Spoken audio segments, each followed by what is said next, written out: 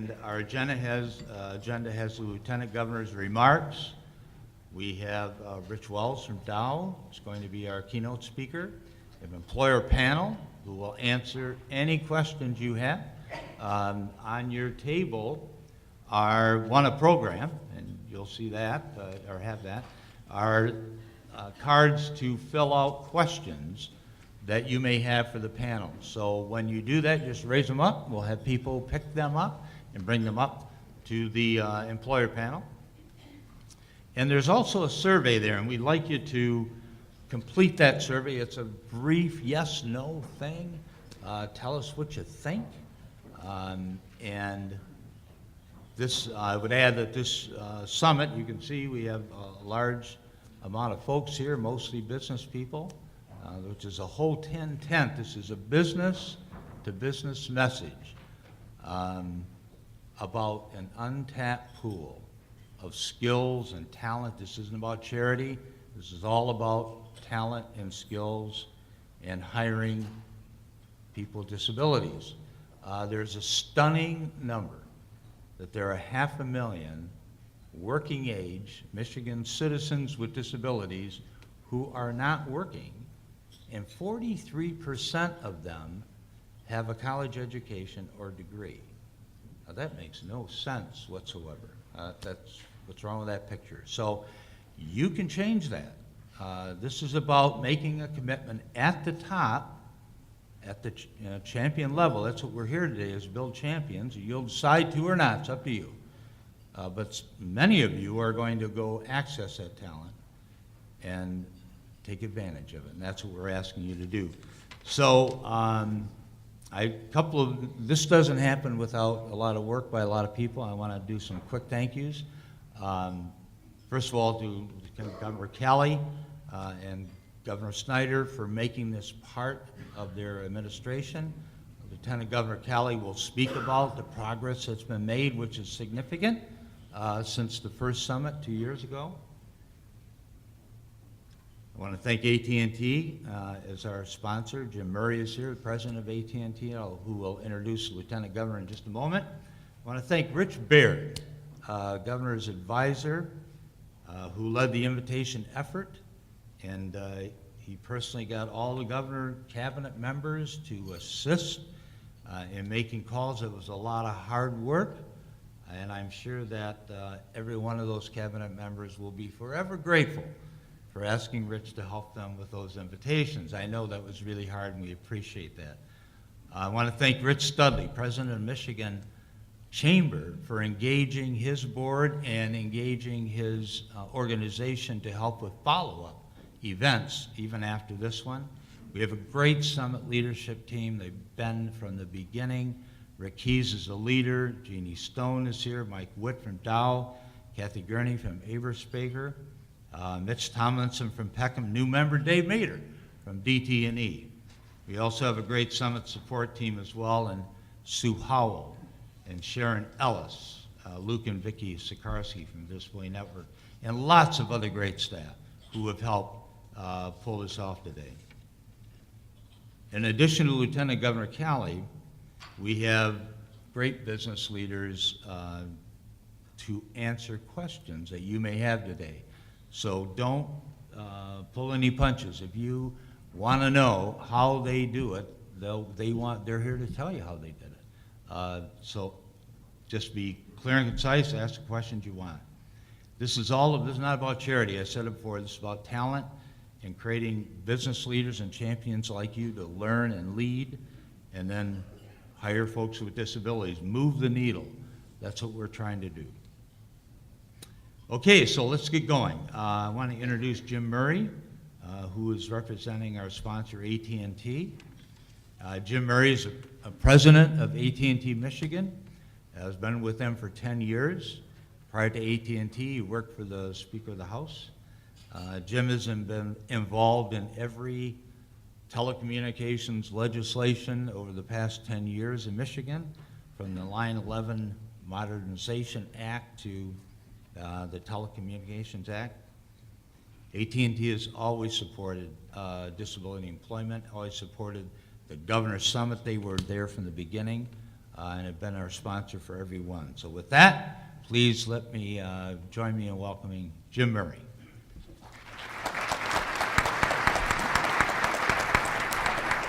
Thanks, Mike. I appreciate that. AT&T, I gotta take my glasses off. I can't see any of you with them on.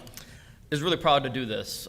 We feel that the technology that we advance, that we sell, that we continue to roll out across the country, it fits very well with disabilities. Texting has really taken the place of a lot of services that once were needed on the plain old telephone line, and you can just do more. And we worked a lot with Mike. Mike has shown us how we can continue to help him do more. So we really do appreciate sponsoring these events here. So thanks, Mike. I really appreciate giving us the opportunity. I get a rare opportunity to, because usually I'm introducing his boss, but to introduce my friend, Brian Calley. I've known Brian for probably close to a decade now, and as you spend more time in this business, you get a little more cynical, and you get a little, you're kind of ready for them to move on. And but with Brian, that doesn't happen. I'm very happy that he is where he is at and where he is going to be. He's a real down-to-earth guy who has real down-to-earth problems that makes him a really, really good leader for us. So with that, I would like to call up Brian and give us a speech.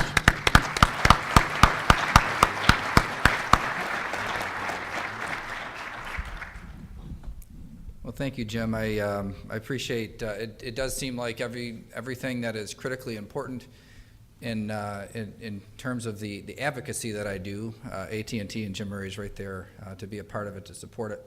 So I really do appreciate that.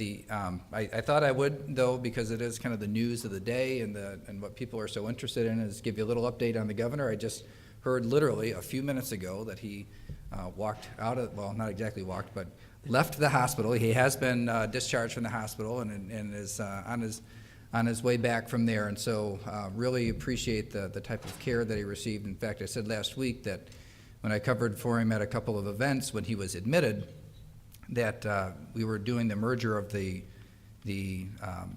Department of Community Health and the Department of Human Services, and he just insisted on doing some personal legwork on the healthcare industry.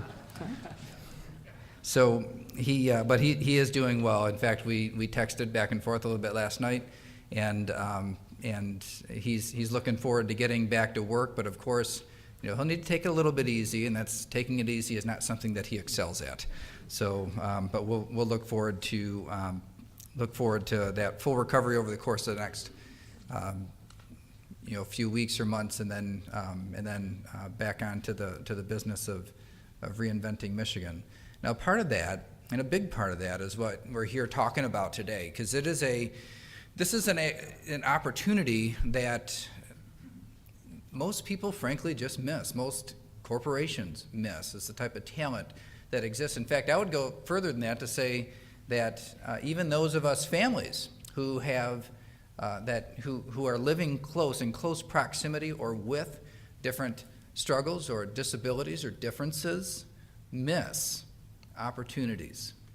I thought I would start with a quick story because there's a real happy ending to it, and the happy ending is tied to one of the companies that is well represented here at this conference. But at a few years back, when my daughter was first diagnosed with autism, I didn't really know what that meant, and I was kind of reeling with the news, to be honest about it. I didn't know what it meant except for what people were telling me at that point, which is that I needed to really let go of the type of future, the type of dreams, the type of hopes that I had for my child because, well, she has autism, and those things really aren't possible anymore. At the same time, on Facebook, I received a message from a teenager at the time, or maybe he was 20, but somewhere around that age. And he said, I heard that you have a daughter with autism. I have autism, and I'm very interested in politics. I'd like to meet you. And I thought, well, I'd like that, to kind of maybe get a glimpse, a picture of the future, what it could really be like or what this means. And so I called up his mother and I said, actually I would kind of like to meet Jimmy. His name is Jimmy. And I said, well, I'd like to meet him. And in fact, maybe he could just come to work with me. I was in the House of Representatives at the time. And she said, I think that'd be great. So she gave me some tips, kind of how to interact and the types of things I needed to know about him. And then I picked him up one morning, and we came in here. And on the way in, he said, he asked me what types of things I'm working on. I said, well, it turns out today I'm introducing a resolution that reaffirms the importance, makes a statement essentially reaffirming the importance of the 10th Amendment. And the 10th Amendment is, and I went to explain it to him, and he said, I know what the 10th Amendment is. And I said, really? Well, what is your understanding of the 10th Amendment? And he said, any power not expressly granted to the federal government by the states is retained by the states. And I said, really? So what's your understanding of the Third Amendment? Like everybody goes to the first and the second, but they don't know the third. And so I start quizzing him, and he knows everything. Right? I mean, I can't come up with a question that he doesn't know the answer to. And so then he asked me, he said, who are your favorite presidents? And I said, well, I have different favorites from different eras. George Washington from the very beginning, Abraham Lincoln, and Teddy Roosevelt, Ronald Reagan. Those are my favorite presidents. And Jimmy said, those should not be your favorite presidents. And I said, well, don't I get to decide who my favorite presidents are? And he said, yes, but you started out by telling me how important the 10th Amendment is to you, and all four of those presidents presided over large expansions of federal power. Tell me more about that.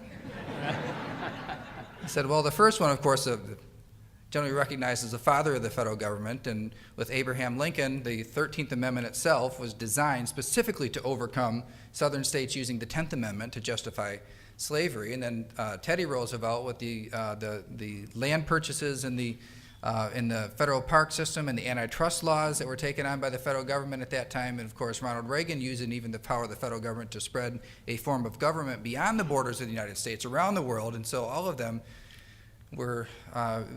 presided over the expansion of federal government. I said, so who should be my favorite president? And he said, well, those are fine, you just need to change your reasons. And I said, all right, but what if I don't want to change my reasons? Who should be my favorite president? He said, Thomas Jefferson. And then it occurred to me that every time that I quote somebody to articulate the role that I think that the federal government and the state should have, I'm quoting Thomas Jefferson. So Thomas Jefferson is my favorite president, ladies and gentlemen. But the thing that he showed me that day, and that's just the car ride in, right? I learned so much from him that day. He had an interest in something he really excelled at, and it allowed me, it gave me permission to expect or think about, to believe in a different type of a future than what I thought was possible based on a label that was given in the beginning. And I apply that to my own daughter now, and always vigilant to expect great things. And when we think about this untapped labor market, as you just heard a few moments ago, with how many people are talented and educated and experienced, but aren't really given an opportunity. And why would that be? When Justice Bernstein was elected, I called him up and I wanted to tell him all about this executive directive that we're doing at the state of Michigan to really make an aggressive effort to make a workplace that works for people that have disabilities. And to go further than just saying we're welcome or we'll comply with accessibility laws, but to say that we need to go out and recruit, that we need to make sure that our entire workforce is culturally competent.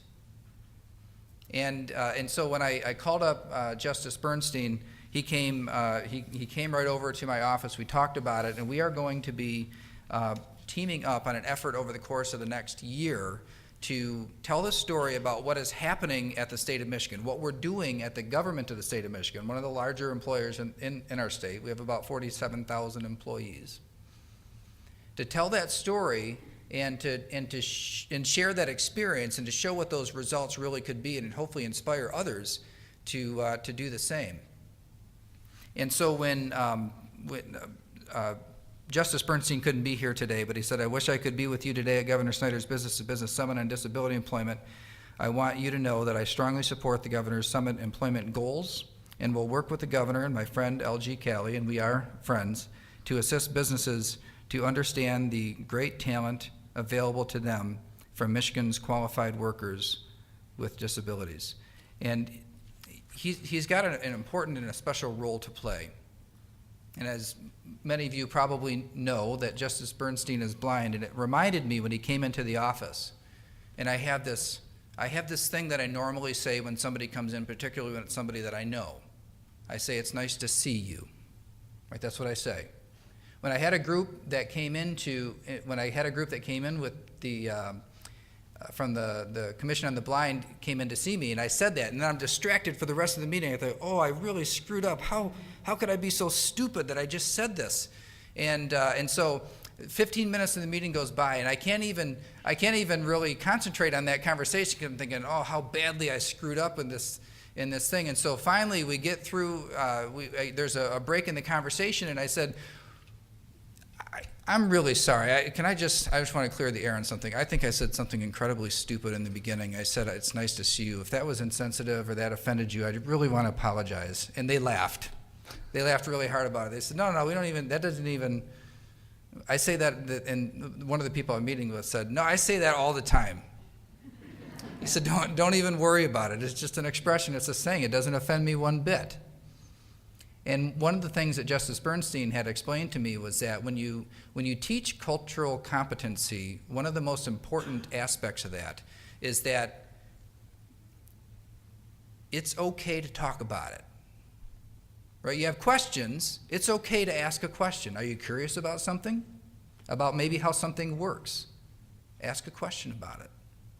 And the person that you're talking to, that person with a disability, is going to be interested in sharing with you and kind of bringing you up to speed, raising your IQ on these items. And so go ahead and just ask. That's the sort of thing where a lot of times people are afraid to ask, and they're afraid of also saying or doing something stupid, so the thing is, don't engage, stay away. And that results in isolation, exactly the wrong answer. And so this is the sort of thing I'm so excited about, this concerted effort where we say we have a team of talented people. And Matt over here is leading the effort. If you want to maybe raise it at our Civil Rights Commission director, he's leading this effort in state government to both make our workforce culturally competent and accepting, but then also to make sure that the state of Michigan as an employer is doing everything that it needs to do to attract and retain and help people with disabilities to have the best possible future. And it's something that we're so excited about because there are literally thousands of people out there that have exactly the skills that we need that we never really thought to go after. And why would that be? And that's what this summit is all about. And so Justice Bernstein and I are going to tell this story around the state. We're also going to be telling the story inside the state of Michigan, inside the government of the state of Michigan, in order to really to increase the interest and the enthusiasm around this effort. Now back to my friend Jimmy. I called him up a couple months ago when it was right before the election. I said, the governor's doing a town hall. You want to come along and be going right by your house? I'll pick you up. We'll go to the town hall meeting. And so I said to him, and I wanted to challenge him to get his driver's license because he's like 24, 25 now, and he didn't have his driver's license yet. And I said, hey, Jimmy, I think that you really ought to consider getting your driver's license or, taking the test and trying it out.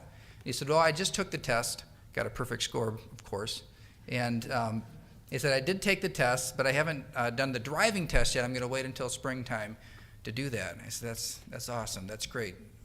Why did you wait till you're 24 to do it? I was just kind of curious.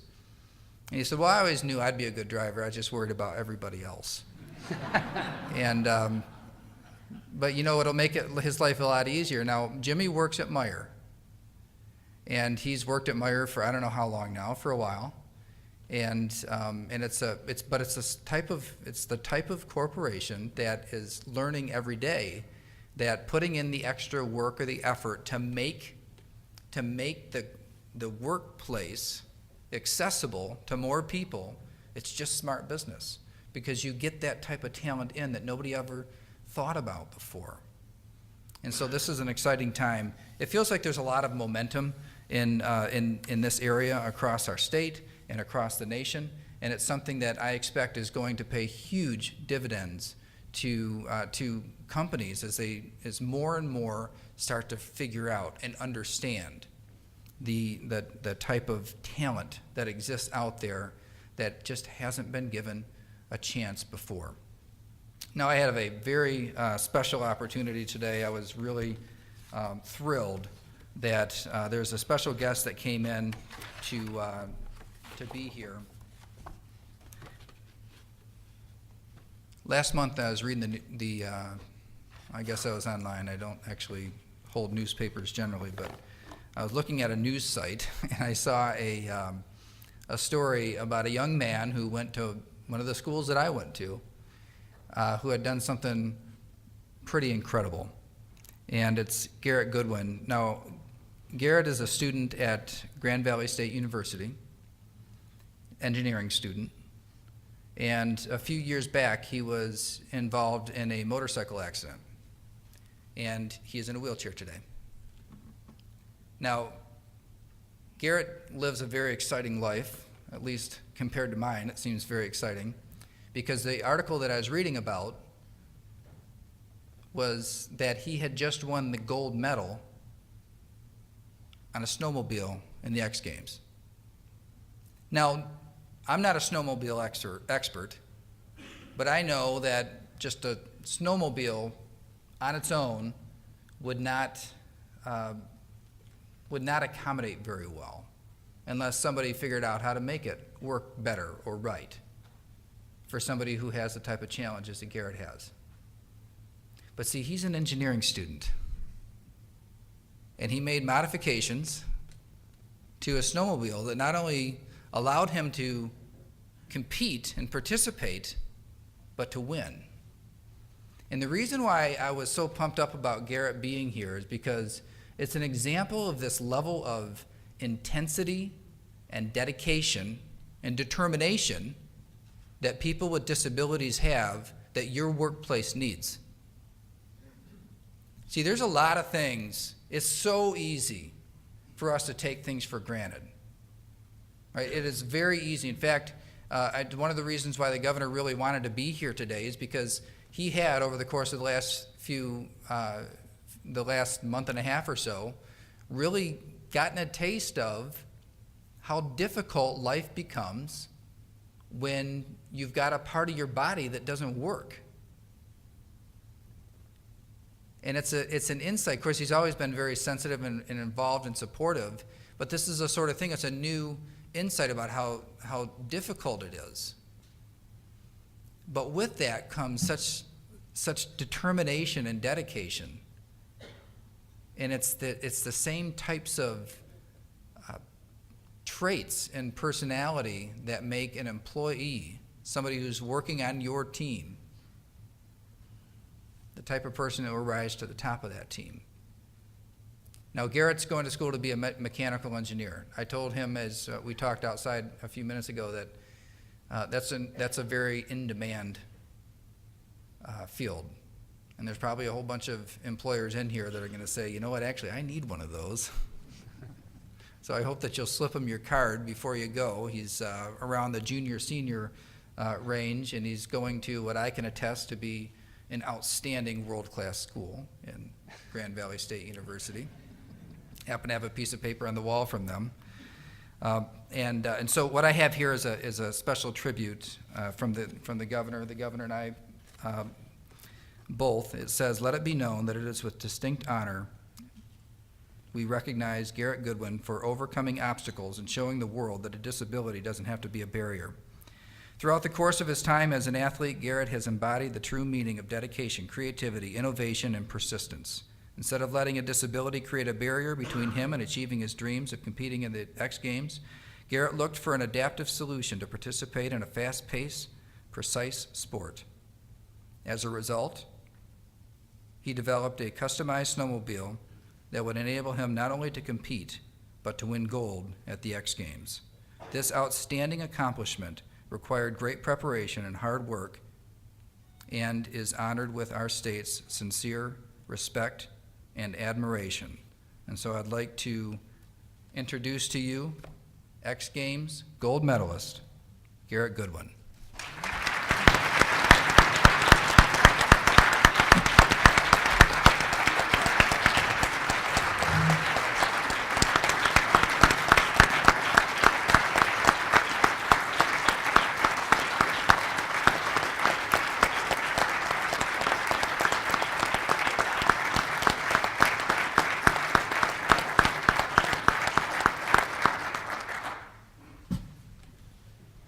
So one of the conditions on Garrett coming was that he wasn't going to have to do public speaking at this particular event. But you know, the thing is that he has a real amazing story to be told. And there are a bunch of other people that have amazing stories to be told. And this achievement, this ability to overcome, and not just overcome, but to rise to the very top, that this is something that I do believe it could change everything. And it fits right in with this concept where the governor talked about the river of opportunity in the State of the State address. I want to tie that into what this means for this summit and the type of discussion that we're having here today. Right now we have literally dozens, maybe hundreds of different types of programs that are developed around the artificial constructs of government silos. What we're in the process of doing now is breaking down all of those silos and instead saying that we want to have everything that we do in state government to help people to be more successful and independent. So our goal is not to help a person maintain where they're at. If that's all we're doing, then we're failing. Our goal is to make sure that we are constructing, designing all of the things that we do, not programs, but solutions that help people to move in the direction that they want to go, to help that person get back into that mainstream, to get back into that river of opportunity, as the governor talked about. And so with your help, and you do have a big role to play here, and I'm hopeful that you'll come out of this very inspired, but also have the tools to take back to your company and employ in a way that makes a real difference in creating opportunity and accessibility for very talented people that have just been shut out of that opportunity in the past. So thank you for being here. Your attendance at this summit tells me that you're serious about it, and I look forward to working with you in the future, learning together as we do this, as you pursue hiring more people with disabilities, and the state of Michigan pursues the same things, that we'll share that information and we'll learn how to do the very best that we can together. Thank you so much for your willingness to be a part of it.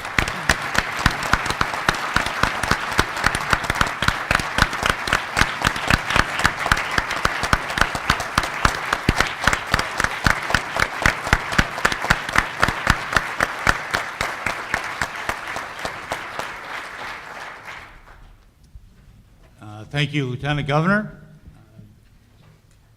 Wise remarks.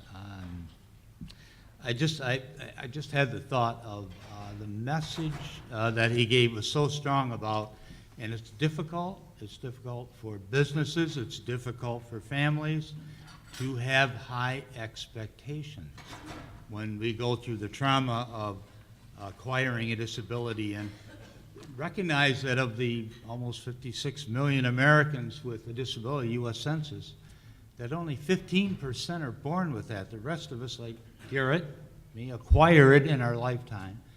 What does that mean? That means we also have education, experience, work skills that are sitting on the sideline. So you're the folks who create jobs, not government, not the sports side, you do. And we're asking you to have high expectations, have that.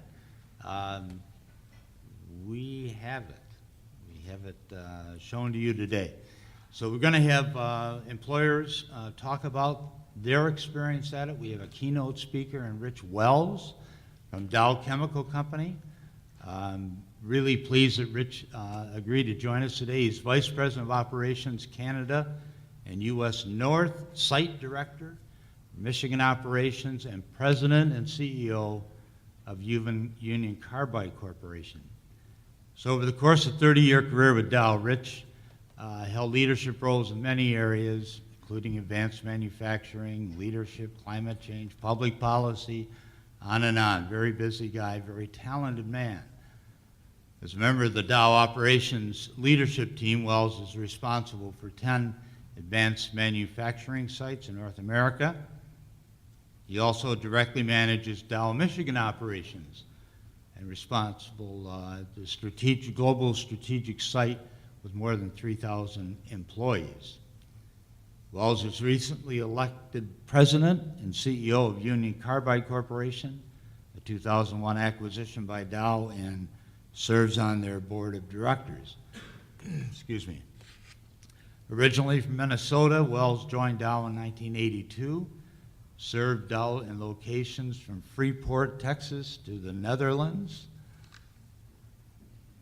Rich is also an active member and contributor to the success of communities in which Dow operates. In November 2012, he was appointed by Governor Snyder to serve on the state's Talent Investment Board. One of the reasons Rich is here today is it's all about talent. Wells is a member of the Board of Directors of the Michigan Chamber of Commerce, the Michigan Manufacturers Association, Engineering Society Detroit, and Midland Tomorrow. Graduated with highest honors from South Dakota School of Mines and Technology in 1982 with a Bachelor of Science degree in Chemical Engineering, and was named an outstanding graduate of his alma mater in 1992. A native of Minnesota, Wells resides in Midland, Michigan with his wife and 2 sons. Please join me in welcoming our keynote speaker for the day, Mr. Rich Wells. Rich? Thank you, Mike.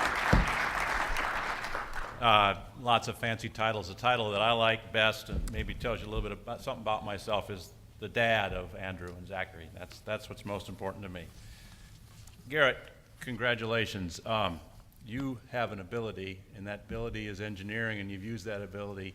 And as an engineer, I couldn't be prouder of what you've done and how you've represented our profession. That's just fantastic, and the best of luck to you as you move forward in what I can guarantee you was just a fantastic career in engineering. Well, I want to thank everybody here for coming out today, and Mike for that great introduction. You know, it's great to see the dedication and commitment to diversity and inclusion of not just those of you in the room today, but also the companies and the organizations that you represent. You know, making an effective change towards inclusion takes individuals, it takes corporations, and just like Lieutenant Governor is here representing, it takes the government. And all of you here represent those groups who are trying to make an impact for people with disabilities. You know, but it wasn't that long ago that there wasn't a real understanding of disabilities or the will for inclusion in society like there is today. You know, we don't get to choose what abilities we're born with, because if we did, I would be standing here today as Rich Wells, 5-time defending champion of the Masters Golf Tournament, and not a vice president of Dow Chemical. But we're all dealt a hand in life, and how we play that hand needs to dictate where we go in life, and not where society thinks we ought to go. In fact, one of the cards that I was dealt with has been considered a disability for centuries. Historical theories about my disability include that we're more accident prone and are going to have more diseases than the general population, and that we will not live as long a life as the average person. You know, my affliction affects 10% of the general population, and the modern world was not designed with us in mind. We've been called backwards and goofy, and that's for something that is completely outside of our control. In cultures outside of the U.S., even to this day, people like me are referred to as dirty, impolite, and even as having satanic influences. In Japan, a man was allowed to divorce his wife if he found out that she had this particular impairment. The list of societal intolerances that exist around this particular disability would fill a 3-ring notebook. But unfortunately, for someone like me, trying to use that 3-ring notebook can be very difficult. Now, if you haven't pieced it together from the little clues that I've left for you, my particular disability is that I'm left-handed. And I know none of you in this room feel sorry for me, nor should you. And being a southpaw has not significantly impacted my life other than crushing my dream of ever becoming a major league catcher. Just go to a sporting goods store and try to find a left-handed catcher's mitt and you'll understand what I'm talking about. But I share this example about being left-handed with you today to highlight the discrepancies and downright absurdities that centuries of old culture and old paradigms bring to, and the issues it brings in trying to create a society that's inclusive of all people. I will argue that the disability prejudice today, that exists today, are as equally absurd as the ones I laid out for being left-handed. Now today I'd like to share with you a snapshot of where we currently are in terms of inclusion, discuss Dow Chemical's efforts in this space, and identify how society can address some of the gaps as we move into the future. But before we can appreciate where we are today in terms of inclusion and identify where we need to go in the future, we first need to have a clear understanding of where we started. Today, the voice for inclusion is strong, thanks to groups like the Disability Network, legislative actions like the directive that we heard about from Lieutenant Governor Calley just a second ago, and advocacy of those affected and their allies. This has not always been the case. The voice for inclusion was more of a faint whisper for a large portion of our history. For example, if you were a deaf child in the 16th century, you would most likely be separated from society. In even more recent history, there were laws that prohibited a marriage between a deaf individual and a hearing individual. And those marriages were referred to as a marriage of defectives. Now, most people with mental or physical impairments just weren't understood. Society created theories based on false assumptions. Those with disabilities were thought to be possessed, or they were being punished by God for some wrongdoing. And that's something we know today to be thoughtless and very offensive.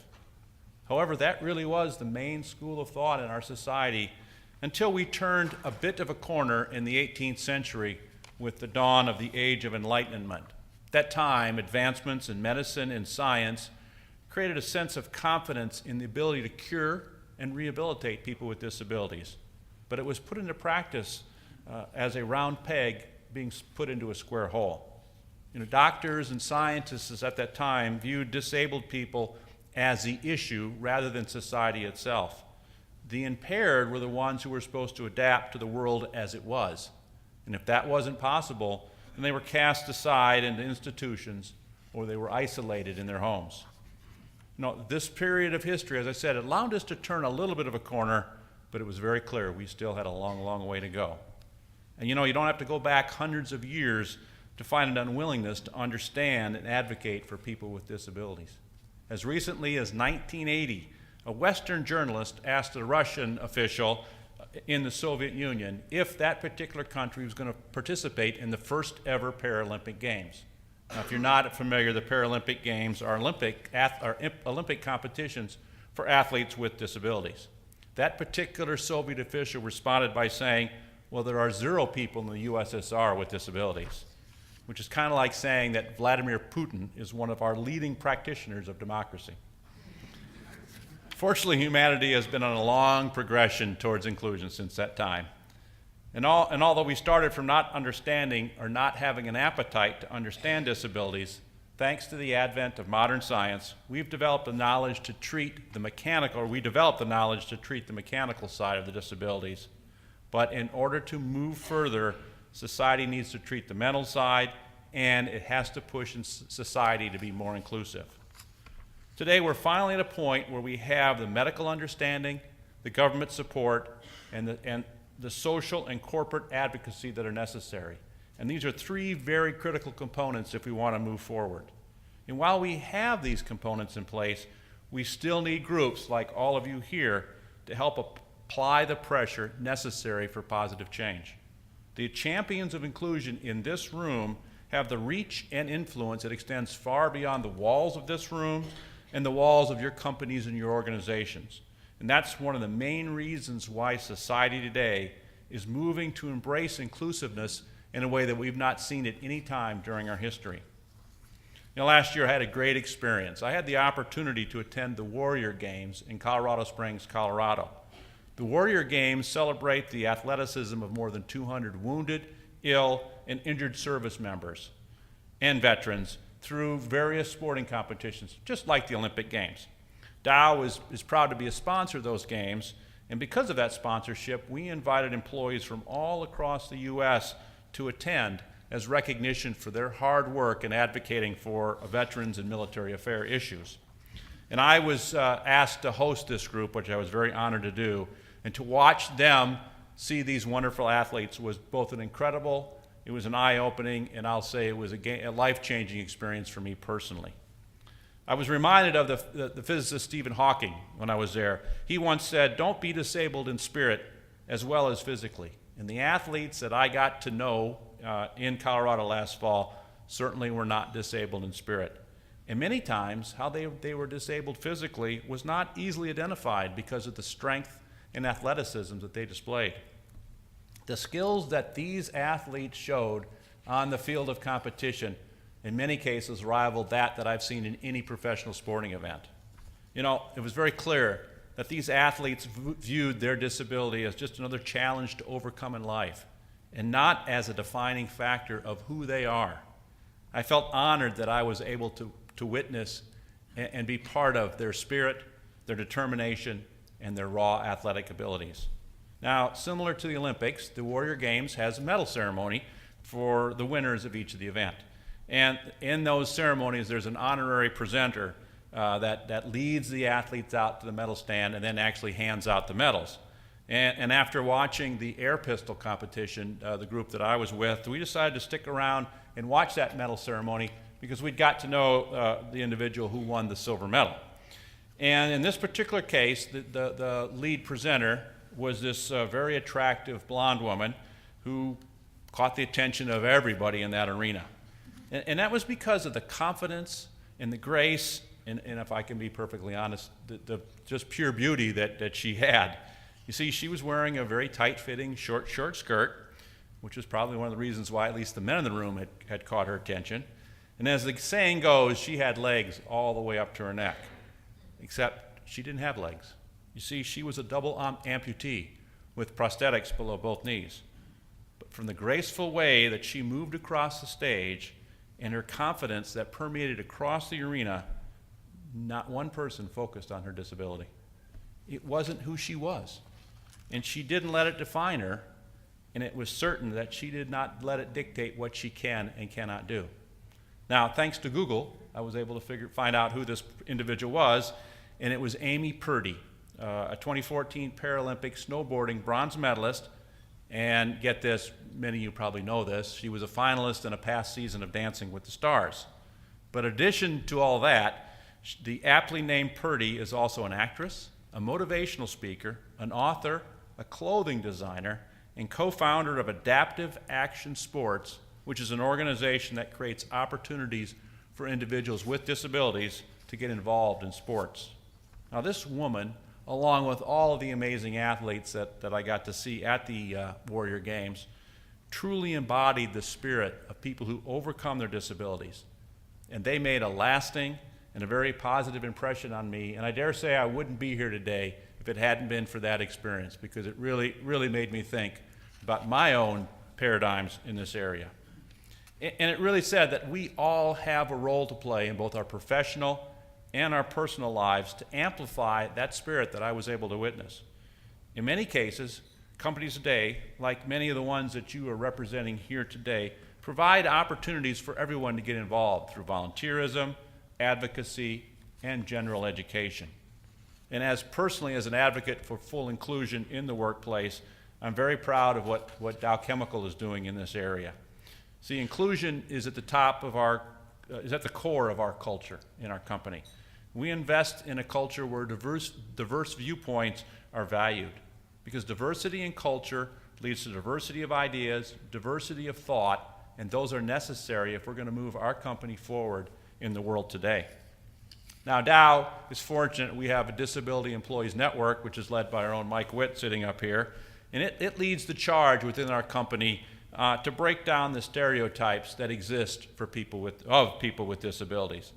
We are going to continue to sponsor things like the Warrior Games and the Paralympic Games, and networks and organizations that really call attention to the talents of people with disabilities. That group also works with the leaders of our company to promote a change in culture that is required if our company is to embrace the recruitment, the hiring, and the retention of people with disabilities. A change in culture is one of our main areas of focus at Dow. We're striving to make sure that we have all of the necessary resources to provide for an inclusive workplace. And we also look for strategic organizations out there to help us in our mission, because we know we don't know it all. And one of those partners is the National Technical Institute for the Deaf, or NTID, and they're located in Rochester, New York. Through this collaboration between NTID and Dow, they provide to us interns with a variety of backgrounds and experiences that we need. Now, this internship provides two main benefits to our corporation, in addition to the multiple positive ripples that it creates throughout the company.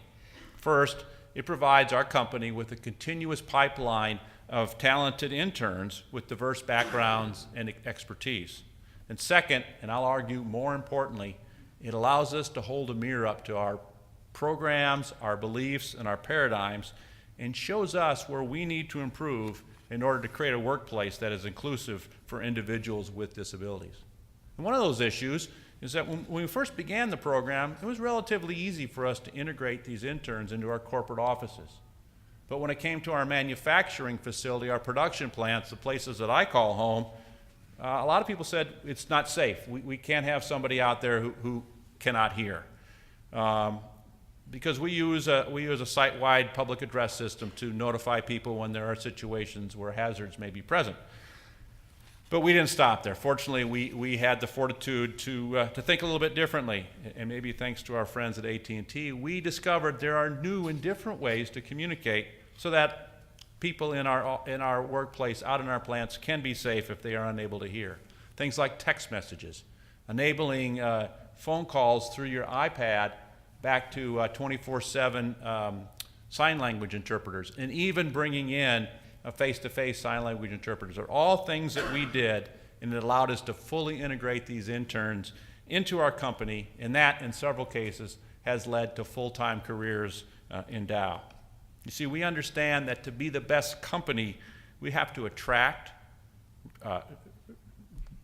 develop, and retain the best, regardless of their national origin, their gender, their religion, their race, their disability, or their sexual orientation. However, just having a diverse workforce isn't enough. This cannot be a check-the-box exercise. We have to work on creating respect and an inclusive culture where diversity within our company is truly valued by all of our employees.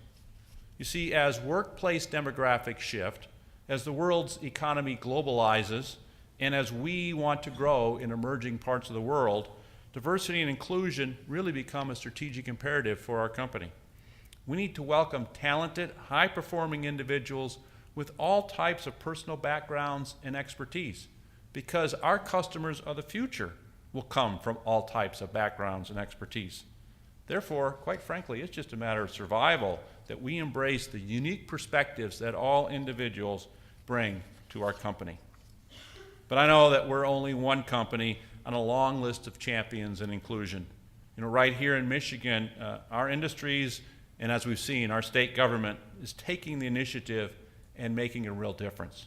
A great example was discussed just a few minutes ago when the Lieutenant Governor talked about the Governor's executive directive that eliminates hurdles for people with disabilities as they look for a career in public service. I also want to praise the Governor and the Lieutenant Governor for their increased training of all state employees, which will raise awareness of disability etiquette and best practices within our state's workforce. The Governor's directive will help ensure that there will be an even playing field for all employees and potential employees. And that makes Michigan a leader and a role model across the country. And that should be a point of pride for all Michiganders. And Michigan's private sector also has a lot of role models in this area. For those of you who weren't at last year's summit, Rick Keys, who will speak later today, his keynote address talked about what Meijer is doing in this area. And I wasn't able to be at last year's summit, but I was able to watch a recording of Rick's speech, thanks to YouTube. And in it, I learned about the initiative that Meijer is taking to target people with disabilities and make them a significant part of their workforce. And there are more and more initiatives and lots of examples out there that are popping up all over this great state of ours. And they're all success stories from a society that is moving in the right direction. You know, we're entering into an age of acceptance where people are recognized for whom they are and not for whom society thinks they should be. And while we do have a lot to be proud of, there's still a lot more work for us to do. And we need to keep this momentum moving as we go into the future. That means we need to continue pushing for more education, more advocacy, and more public and private support. And these are all areas that today have a very solid foundation in the state, but still require work if we're going to get to every corner of the state and to branch out and get it all around this country. You know, you get it, I get it, the companies that we represent get it, but that's not the case everywhere. As an example, there was a recent study done on the Fortune 500 companies about the role that diversity plays in their workforce. And the findings show that the majority of those companies have developed and implemented diversity policies, which is a great step, but I don't think is a real surprise to anyone in here. However, of those diversity policies, only 42% include people with disabilities in the definition of a diverse workforce. You know, having a diversity policy without mentioning people with disabilities is kind of like the Tigers trying to start this season without Max Scherzer. You just aren't going to reach your highest potential. Each one of us has an obligation to be the megaphone for the policies that are working within our organizations. We can't expect every company to come up with new and innovative strategies by themselves. And this is an area where we don't need to have any confidential information. We need to be sharing this. You see, these policies, along with sound pro-diversity laws at both the state and a federal level, will drive our companies and our country forward. The other component that is very critical in moving us forward is education. Being inclusive of all people does not mean being tolerant of others. The word tolerance is more similar to complacency. It's a stagnant word. We need to be moving forward.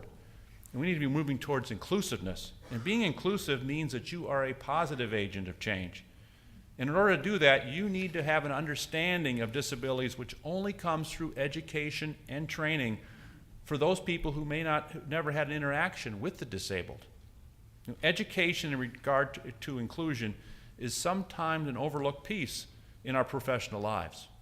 Unless we have direct contact with family or friends who have had disabilities, or like our governor who have experienced a temporary disability, we cannot fully and truly understand the needs of individuals with disabilities.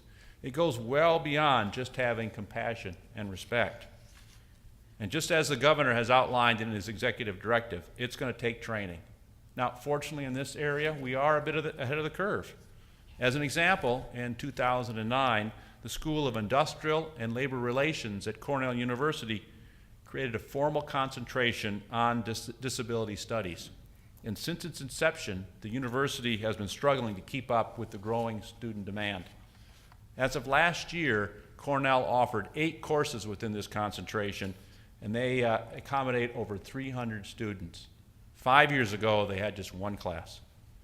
The classes at Cornell focus on areas like disability and employment policy, disability laws, and a particularly interesting class entitled Intersections of Disability Identity in the Law, Workplace, and Society. Now, with all these challenges we still face, it can be difficult to step back and recognize how far we have truly come. You know, when I was a younger person, I used to think that life was just a series of self-reflections where you look back and realize you really weren't as smart as you thought you were. But as I got a little more mature and maybe got a little bit smarter, I realized that was a pretty good thing because it meant that I had grown. And looking back, it's clear that we've grown as a society. And even if that means we have to admit that we weren't as smart as we thought we were decades ago. You know, I hope that as we look back 5 or 10 years from now, we're able to look back on this day and reflect on the tremendous growth and progress that we've made. Now, I'd like to leave you this morning with a quote from a hometown hero, Jim Abbott, famed Major League pitcher from Flint and the University of Michigan, who had a very successful Major League career despite being born without a right hand. Jim said, "It's not the disability that defines you, it's how you deal with the challenges the disability presents you with. We have an obligation to the abilities we do have, not to the disability."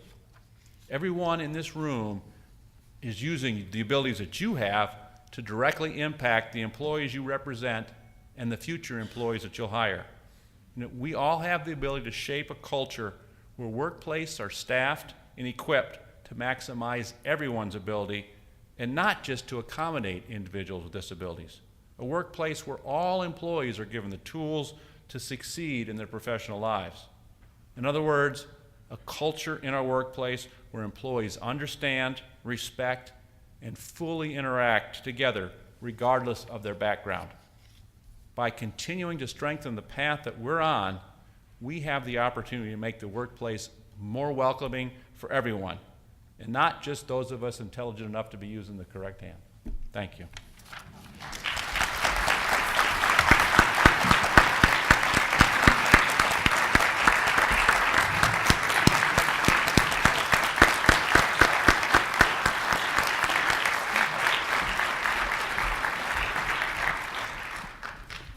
All right, thank you, Rich. We'll move on to the next session of the summit, which is our employer panel. And this is an opportunity for you to ask questions of Michigan business leaders who have been intentional and deliberate about hiring folks with disabilities. I want to draw your attention to your table. There are question cards in front of you. So if you'll take a moment, you can fill those out. You know, as the Lieutenant Governor spoke earlier, this is a time, if you've got questions in your head that you're thinking about, this is a chance to make it real and get real answers. So if you'll fill those out and raise your hand, we've got folks that will grab those and bring those up. It's going to be a dialogue between the folks up here. I'll go ahead and introduce them. You've already met Rich. At the far end, we've got Rick Keys, the Executive Vice President of Supply Chain Management at Myers, our keynote from last year. We've got Ed Benning, General Manager of the Mass Transportation System in Genesee County. And we've got Jeannie Stone, the Vice President of Human Resources from Trijicon. So as those questions come up, we can go ahead and begin. But I'll start with just asking questions, and if the folks on the panel want to jump in as they come. The first question I would ask, though, is what was it that, from your perspective, allowed you to see the talent of people with disabilities at your company? And so maybe we'll just start down at the end with Rick. Kind of what got you started on this journey? For those of you that I have not met, it's great to be here today, and thank you for coming. You know, I have a 25-year career at Meijer. Started in the stores as a team member, working through college. And prior to running the supply chain, I ran our stores in our southern region for about 15 years. And Meijer has a long history of hiring people with disabilities, and so as a store director, as a market director, was really exposed to the potential that people had when you take the labels off and give them opportunities. And so for me, it started early on in our career because it's been part of our culture for some time now. I think we have really recently stepped up our efforts around being very deliberate about hiring people with disabilities, but it's been part of almost my entire career at Meyer. I would say, really personally for me, as I look at the culture that I try to fight every day, as an engineer, you know, I want people that are tenacious and are go-getters and recognize a problem as an opportunity.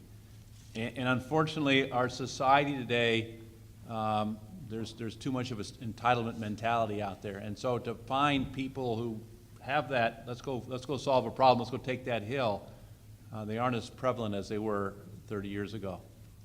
But individuals with disabilities or individuals with unique abilities, they've had to overcome something. They have to overcome something every day.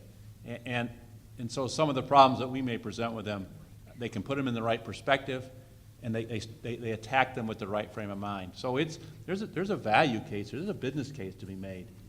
And that's, you know, quite frankly, one of the main drivers for us. In the case of the Mass Transportation Authority, we have 570 employees, and we're preparing to hire the next 100 employees. Our experience is getting an employee that is the right fit, and I've been in the organization now going on 35 years, and one of the most difficult things that we're facing today is getting that right fit, hiring the right person for the right job. We have had an experience over the years of employing individuals that happen to have disabilities, and for us it's been a real winner and continues to be a real winner. Now, obviously, some of our positions are more difficult when it comes to hiring someone that may have a disability, especially for those that may be driving, for example. I've had a few experiences that have set me back in my chair, and they've been real life learning experiences. One was in the customer service area, we hired a young lady that happened to be visually impaired. She was blind. And Christine was remarkable. This only thing that she needed was a little assistance with a device she used while she was answering phone calls. I know my staff was a little apprehensive about her abilities, and I remember one day when she said, "I noticed that you do not have someone to do your typing." She said, "I type between 70, 75 words a minute, and if you ever need any help, I'll be happy to help you out." And she was remarkable. Christine became engaged, married, moved out to Denver, and we sure missed her. We have many other great examples in our organization where individuals are making a great difference. On a personal level, I have a son that has a disability, and much like you heard earlier from Lieutenant Governor, it's amazing what persons with disabilities can do. I have a son that lives on his own. He's very self-sufficient. He has great customer service skills. He's just great with people. His disability is not so apparent. He gets along great in life, but it's opened my eyes to look at individuals not for their disability, but for abilities. And a recent story, we hired an individual that's working in our procurement area. He lives in Dearborn. He only types with one hand. He commutes daily. He uses our bus system to come to work. He uses 2 different buses, and then he drives to Dearborn on one leg from Auburn Hills. He's very dedicated, and the fact that he types with one hand has never been an issue. He's a top performer. He's there every day. He never misses. And so we've had many great experiences throughout our organization. Good morning. Thank you for being here. I guess my experience started early in my career. I had employees that I had hired that had hearing impairments, and they were really dedicated. They got the job done.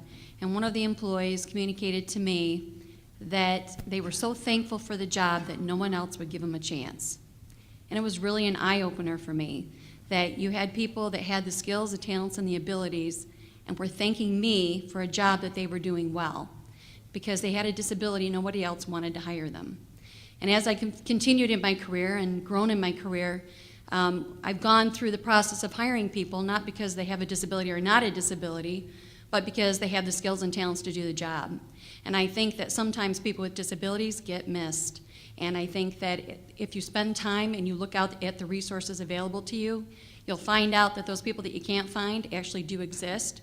They might be some of those people with those disabilities.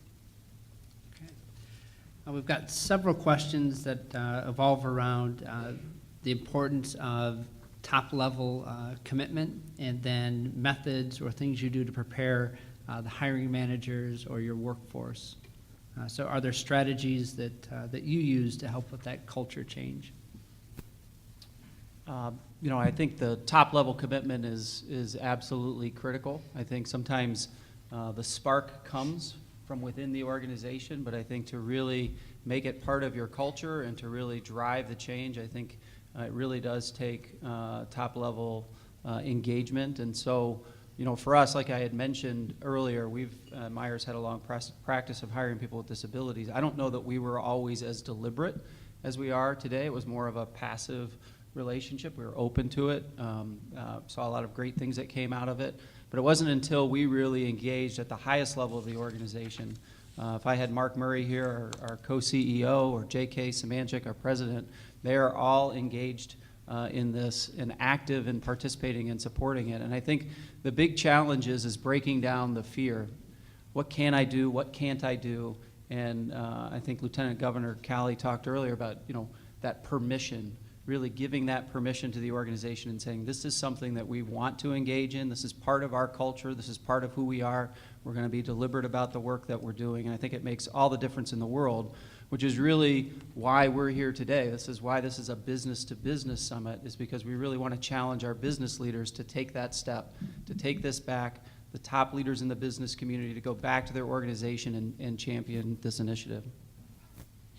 In Dow's case, we have the full support of top management. And the way that manifests itself is, I mentioned our Disability Employee Network. That is sponsored by an executive who really sets the tone for that group. We were very fortunate when we first kicked off that network. The particular executive was a gentleman named Dave Kepler. He was our Chief Information Officer, Chief Sustainability Officer. And he had a commitment to this, and he pushed it. He pushed it hard and helped overcome some of the wrong barriers that are out there. Since that time, thanks to Mike's leadership of actually leading the Disability Employee Network, they've helped push it out. They help the employees help become acclimated into Dow.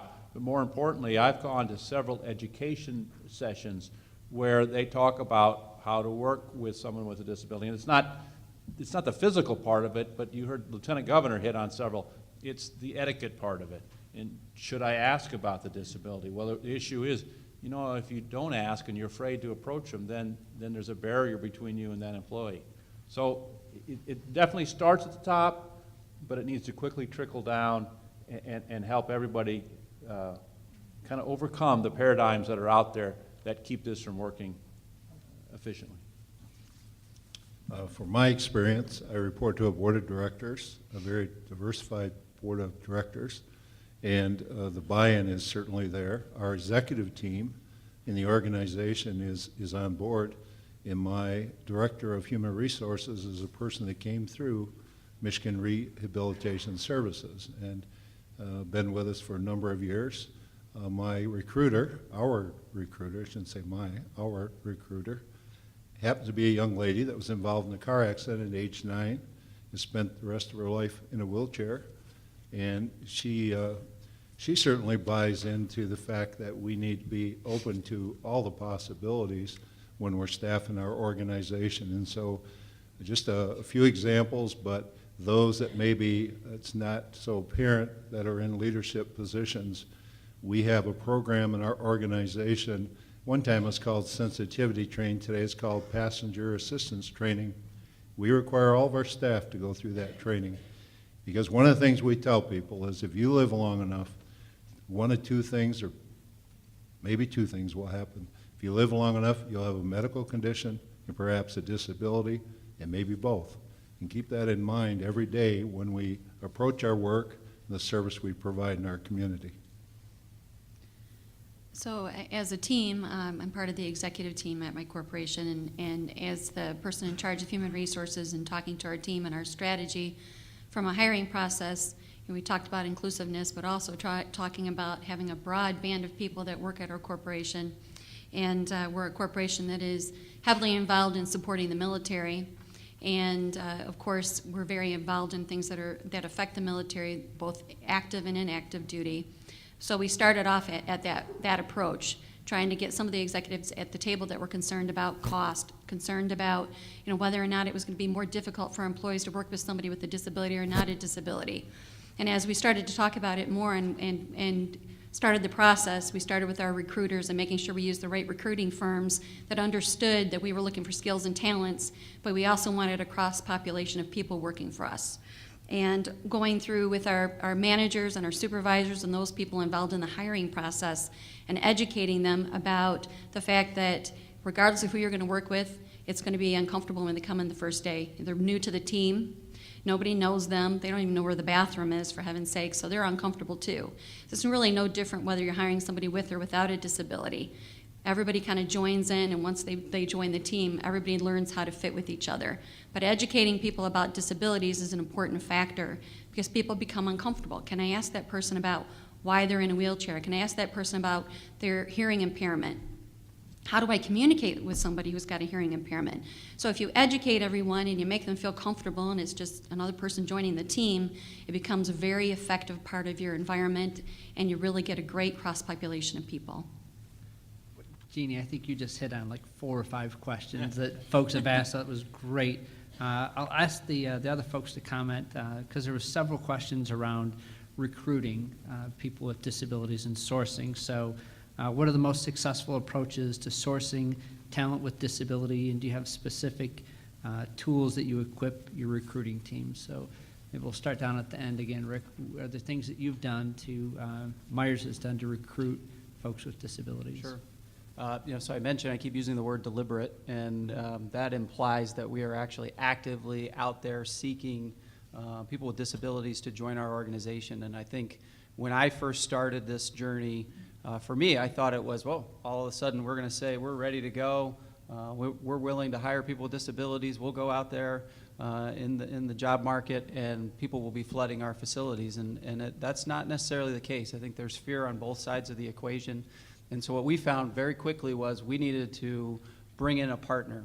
We needed to find someone that could help us to really engage and make that transition. And so we were very fortunate. We started our program in Lansing at our Lansing distribution complex, and we had a great partner in Peckham, Mitch Tomlinson, who you'll hear from later, who really came in the true sense of the word partnership and has been working with us now for the last 3 to 4 years to really source and bring in candidates, help them through that transition period. So there is help out there, and that's a big part of what we want to make sure that you're aware of today, is whether it's an agency like Peckham or whether it's some of the things you're going to hear later today about what MRS and state government and agencies are there and able to do to help you to make this transition. So we work very deliberately with those agencies now and have had a lot of success.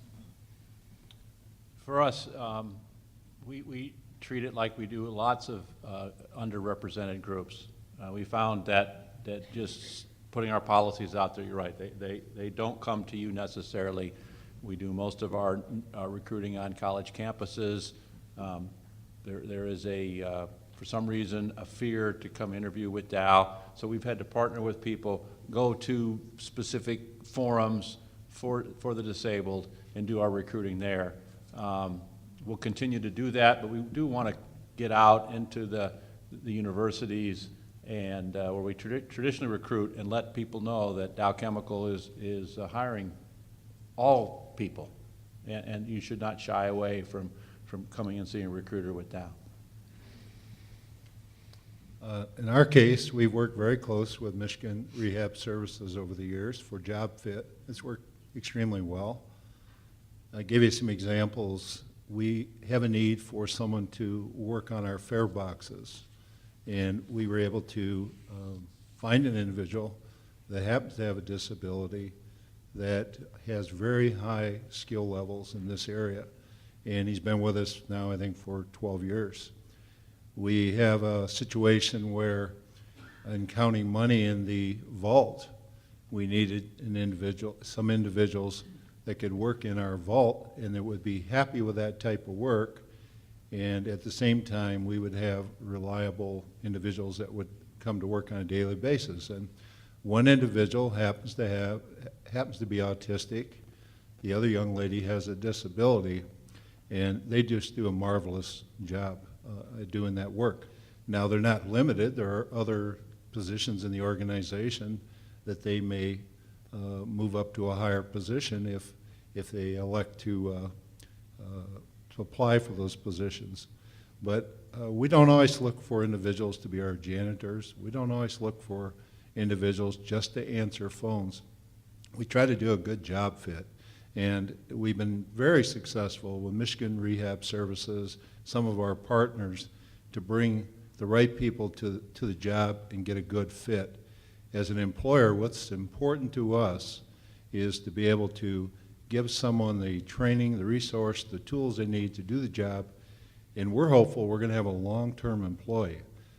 Turnover is a real monster for us. I'm sure it is for everyone here.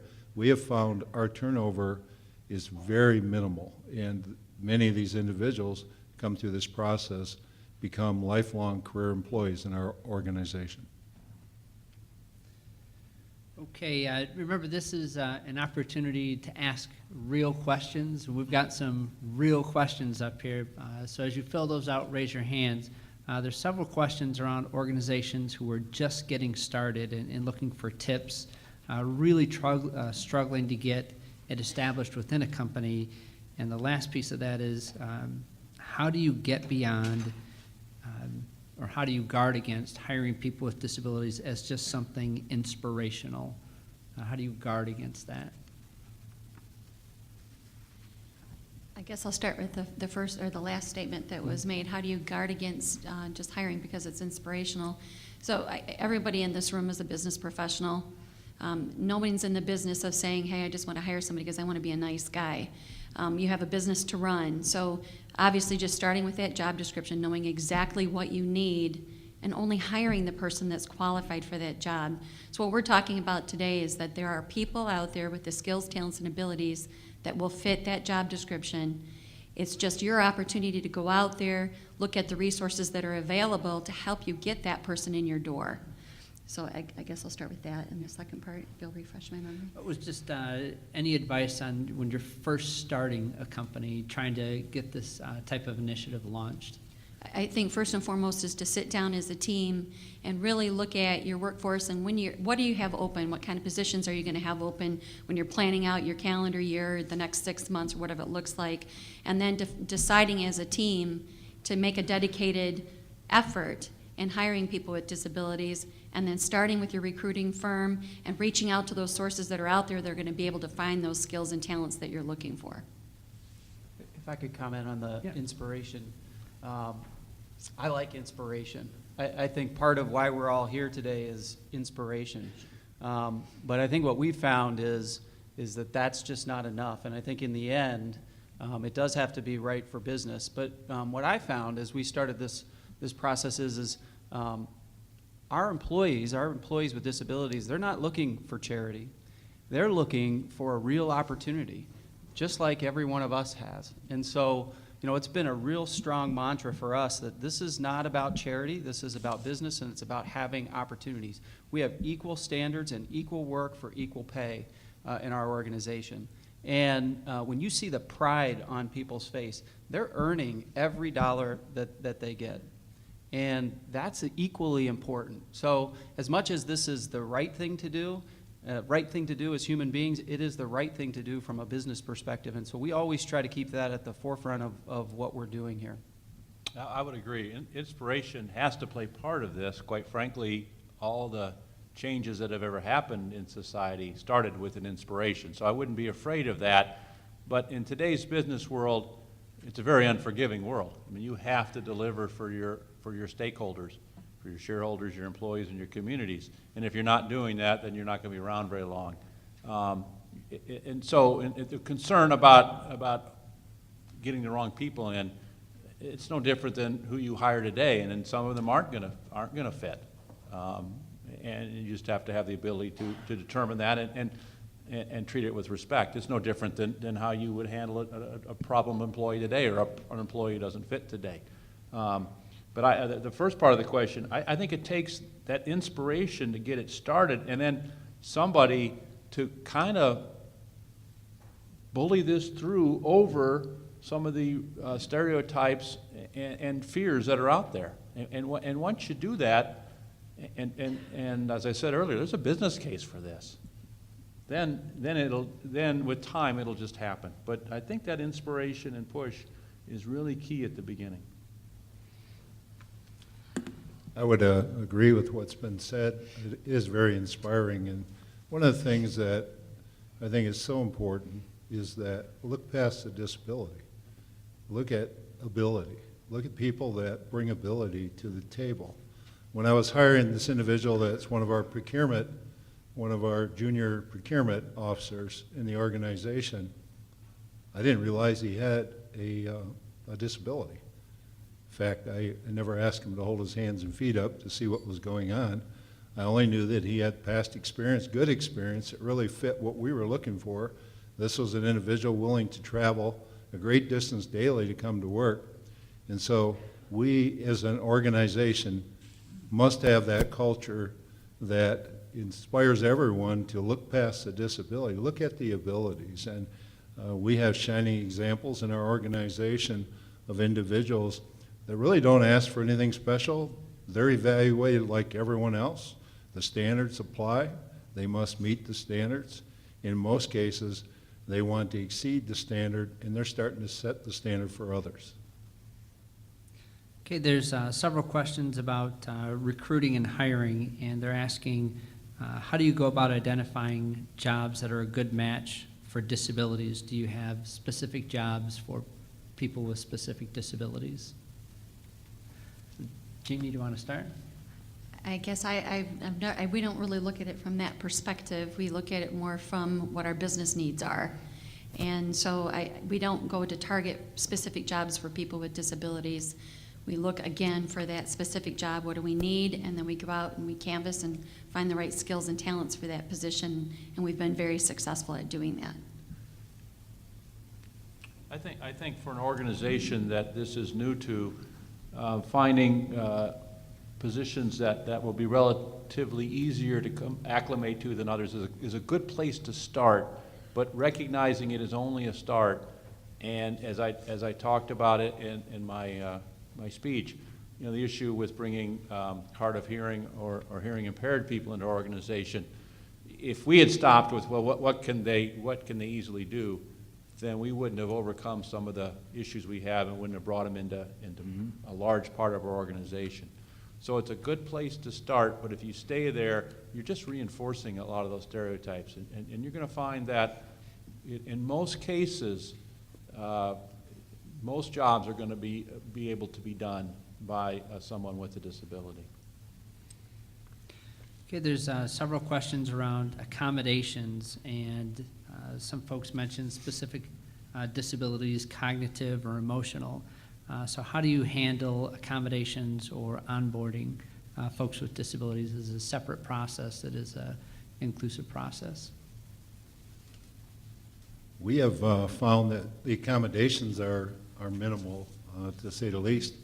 One in particular lady that does our recruiting, and she happens to be in a wheelchair, and she was having a difficult time with our doors. Our doors, the pressure of the door, trying to open the door, was more than she could handle. And so she brought it to our attention, and we were looking at perhaps one of those push buttons, the door opens up automatically. Now, this is in the Human Resource Department, and before we could look into it in too much detail, she had commandeered one of the maintenance employees and asked him to remove, as a way to solve the problem, to remove a part of the spring on the door, solve the problem. We didn't have to buy a push pin for the door. The door works great. She can use the door.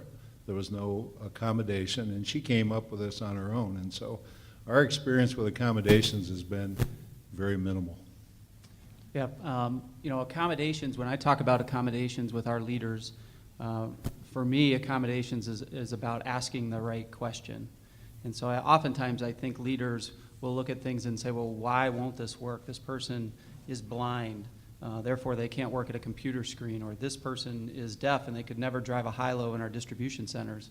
And so we talk about asking the reverse of that question, and how could we make that work? And that's where we find a lot of our answers, and I think like was said earlier, it's usually not a major accommodation, it's usually something small, et cetera, but it's amazing when you see those accommodations and how grateful people are, and how excited team leaders can be when they know that they've made a difference for one of our team members. And so, when I speak on the issue, one of the examples we had was, her name's Tamikia, and Tamikia is considered legally blind. She can see objects and can see and read, but she has to be up close.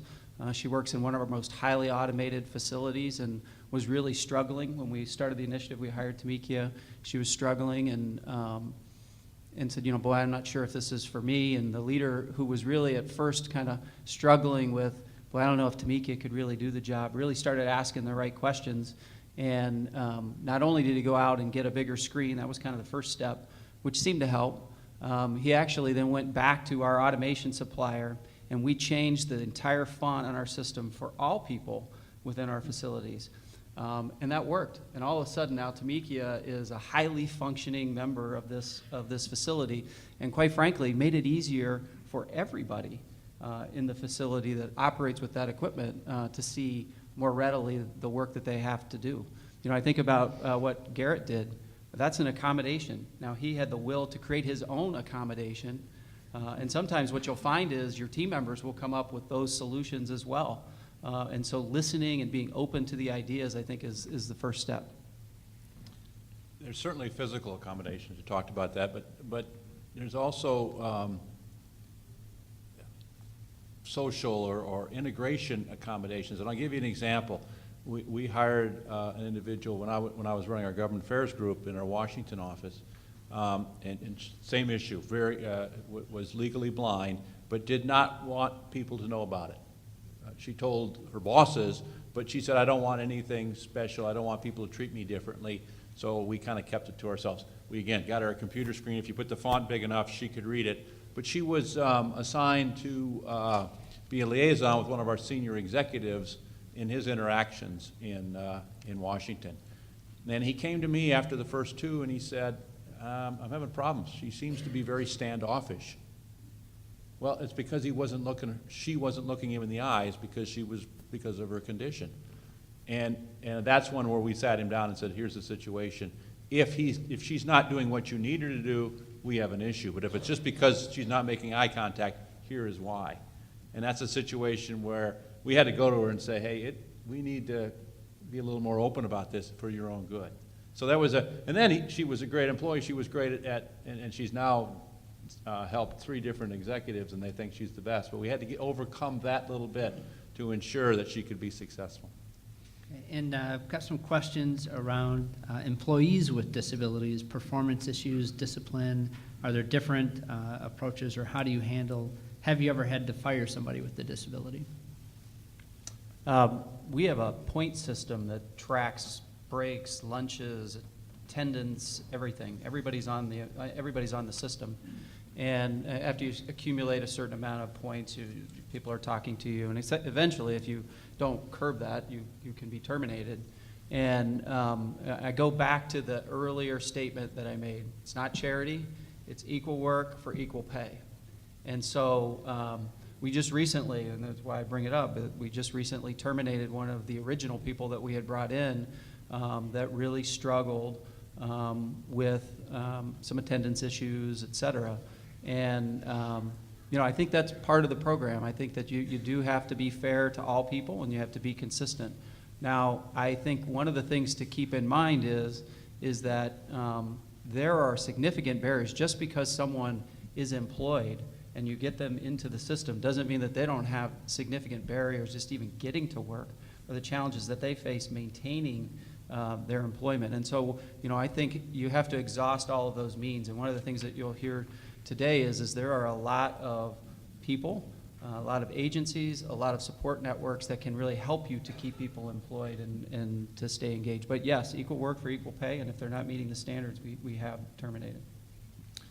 I think in theory, it's, you know, that we would treat anybody in our organization the same way. That would be in theory. And so if things aren't working out, we would discipline and go all the way to termination if that's necessary. However, there's two issues here. One is the example that I just gave, that on the surface, the individual looked like they weren't working out, but when you factored in the disability, you realize it was a perception. So you have to dig a little bit deeper to make sure that there is a real, true problem, and it's not the perception of the disability. And then on the other side, there's going to a natural hesitancy. If somebody just isn't working out, the leader's going to say, this isn't working out, but I feel an obligation. And you have to overcome that as well, because as you said, nobody wants the charity. Nobody, you talk to any group, no one wants to be there for charitable reasons. They want to be a good, productive member of your company. And if a person is not doing that, we owe it to our shareholders, our stakeholders, our employees to do the right thing. So I don't want to say it's easy, but it's something that we will have to do. I haven't had to personally do it, but I know we would do it if necessary. So, you know, in my world, I've disciplined and terminated people with and without disabilities. And the way I look at it for any employee, regardless of whether they have a disability or not, you know, if I have somebody comes to my office and says, I want to discipline or I want to terminate this employee, what are the reasons why? Have we done all of our due diligence? Have we, much like what they were talking about, have we investigated the circumstances with any employee? So if you've done all the right things for any employee, are there special circumstances with any employee? Is there family issues going on? Is there an FMLA-related issue for any employee? So if you walk through that same process with every single employee, you have a much better culture because every employee knows that they're cared about. And if you've ran through all the details, there might be situations where you need to accommodate for any employee's certain situation, for example, the sick family member, whatever it might be. So yes, we have terminated and we have disciplined, and just with a lot of employees, once you discipline and they realize what the issues are, I feel personally if you do it the right way, most people will step up and say, I don't want that to happen again, I want to be an employee here, and you really hopefully won't get to that point where you have to terminate, but it's the same thing whether they have a disability or not in my picture. The same performance standards exist for all of our employees. They're all evaluated, and we stay very close to all of our employees to make sure that they're meeting standards. At the same time, if there are issues that come up, we try to work through those. But we have had to let people go, and we often say they let themselves go. We just administratively had to end the relationship. But one thing we have found and we're acutely aware of is as technology continues to take place in our work sites, in our organizations, sometimes technology passes people by pretty quickly. And we've had to step back and take a look at that, make sure we don't lose people in the process. And that just takes a little extra work. Keep that in mind, and for the most part, people move forward throughout the organization. So we've got some really great questions up here. We probably have time for maybe two more. But I want to commit to folks, as you're sending up these questions, we will get the questions to the panel to answer, and we can email those responses back out to you. So every question will get an answer. But there's several questions about the role of partners. Folks have been mentioned from Peckham, from Michigan Rehab Services, from Disability Network Mid-Michigan. So what is the role in partners in helping you to attract and retain employees with disabilities? I'm going first. I guess the most important part for me has been with my partnering is them walking through and understanding what our business environment looks like. Bring them into your location, walk them through, sit them down and let them see the different types of opportunities that are available in your organization, because your partner has to understand with what type of work you have, what type of landscape you have, what kind of environment they're going to sit in. Sitting down even just in assembly jobs, for example, and letting them see what the assembly process looks like. You know, we made a change in an accommodation for height so it could be adjusted so this person could work at a workstation. Actually, it worked out great for everybody because everybody loves it because now they can adjust it for themselves. But having said that, it really came from them having visited our location and knowing, hey, this person could do this job, but they won't be able to reach that station that we were at. That really kind of helps because you're ahead of the game. You're able to get things moving much quicker to get your person on staff and working quicker. Ditto. Yeah, I would just add, I think, you know, there are so many partners that are out there to help you. So if this is something that you're interested in, today is the day to make that connection. They can be absolutely critical in helping you to kind of bridge that transition of getting started, or if you've been doing it but you want to take it to the next level. There are people out there, there's organizations like Peckham and mentioned before that really can make a difference. We rely on them heavily, and it really is a true partnership. We have a great partnership with Michigan Rehab Services, Rehabilitation Services. They've done a great job for us on job fit, customized employment. When we really talk about what we're looking for, what we need, and take a look at the environment individuals will be working in, we've been highly successful in being able to maintain that partnership for many years. And so I would urge you to reach out to Michigan Rehabilitation Services. They have many things they can do to assist you through these processes. Okay, I think for a final question here, and you can answer this a couple different ways, but one of the questions was, what can companies do to enhance their brand to the disabled, to people with disabilities and talent? And maybe as part of that, if there's any final message that you want, do you think it's important for this audience to hear? So. We reach out to colleges and universities is a good starting point. We've reached out to Wounded Warriors Foundation. Michigan also has a Wounded Warriors Foundation as well. We've reached out to, again, the group that we work with in our staffing has a whole section of their business that reaches out to give you a cross-population. It could be minorities, it could be women, it could be people with disabilities. So again, I'm going to go back to my hiring resource and say that, you know, that partnership that you build out there, whether you reach out to do this with us or not, really partnering up so that you can get a cross-population of people, for me, has always been my strongest.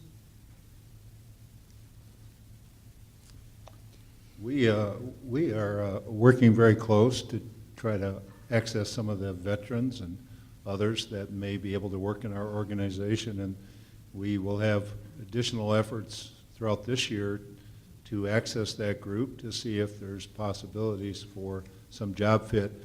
This fall, we're going to start a new initiative in our organization. We are going to add to our, our customer service staff, I think in a unique way. And that is, we are going to employ individuals to work out of their homes, individuals that will have disabilities. They'll come online when we need additional phone answering capabilities. Many of us really don't want to talk to robocall or some of those other calls that come out. And we'll actually have live individuals. So when we have a snow emergency, we're going to plug people in. We'll have the ability to increase our phone activity. On days that maybe we're shorthanded in our customer service department, we will look to these individuals to come online, and they'll be able to do it right out of their home. And I think the beauty of it is you only have to have one snowstorm to understand that the people answering the phones have just as much trouble getting to work as you do. And I think this approach will be one to be able to employ individuals, it'll be a good fit, and it will work well for our organization.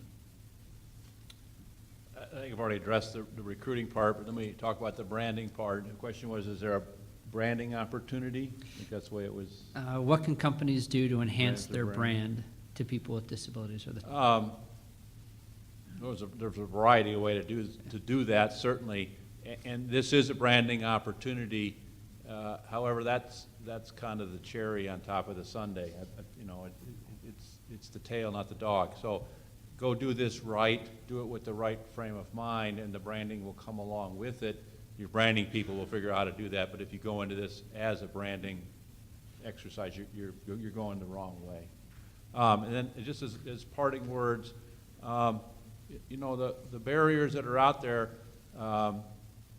we've talked about accommodations, but to me, in the experience that I've had, particularly in the last year, is I've recognized most of the barriers are in our minds, and they're not physical barriers. The physical barriers are relatively easy to overcome, but they're in our minds, and I'm preaching to the choir in this room, but that's what people have to start to see. And once we overcome that, then the future is extremely bright.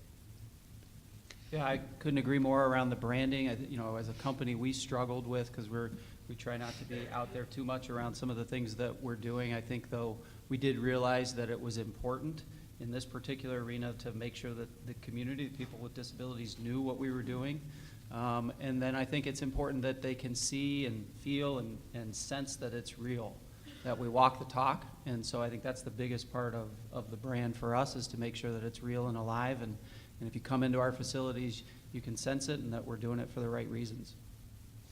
All right, I want to thank the employer panel. I mean, these are leading Michigan businesses. We're doing it the right way, and I know sharing their time and expertise.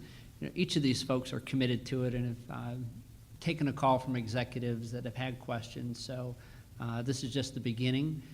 We've got a lot of questions that didn't get answered. We'll get these responded to and emailed back out to folks.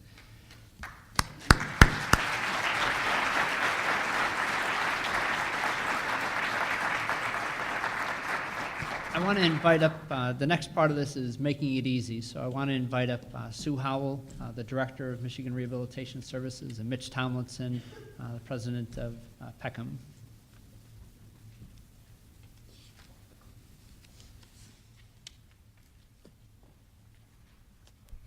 Good morning. I'm very happy today to share the podium with Mitch Tomlinson, President and CEO of Peckham, who will be having some remarks to share in just a few minutes. Today, the Governor's Summit is all about business, connecting with business, and talking to each other. This connectivity helps us to strengthen the network of Michigan businesses, and we know that knowing what resources are available to you that you can tap into also strengthens Michigan's businesses. We also want to make sure that as we talk today that we provide you with information on resources that are available to help you meet the challenges that you're facing in today's marketplace. Michigan Rehab Services knows that bringing viable, timely solutions to Michigan's business is good business, and tapping into the skills of persons with disabilities and connecting them with businesses that can use those skills is also good business. Michigan Rehab Services is working hard to efficiently and effectively serve our business customer by providing the following. We know that you want a responsive partner that understands business. To that end, Michigan Rehab Services has a statewide network of trained business resource specialists who are your one point of contact to address real-time challenges, provide information and solutions, and in short, be your one call for resources and solutions. And so that you recognize who they are, I'd like to ask them to stand at this time and be recognized.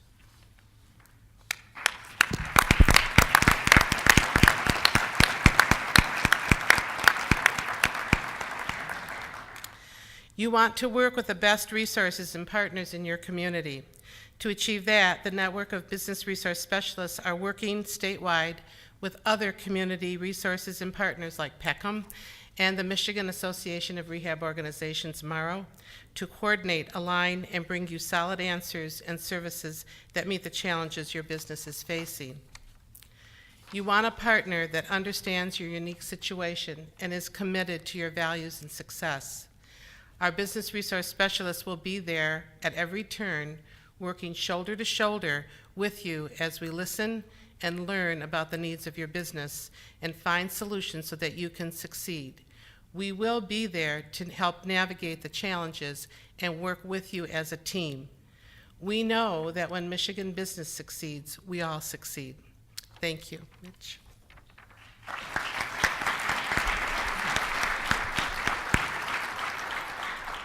Thank you, Sue. She's leaving me here. You know, I've been doing this work for 38 years, and the momentum I'm feeling in the last couple years, you know, it fills me with a lot of inspiration.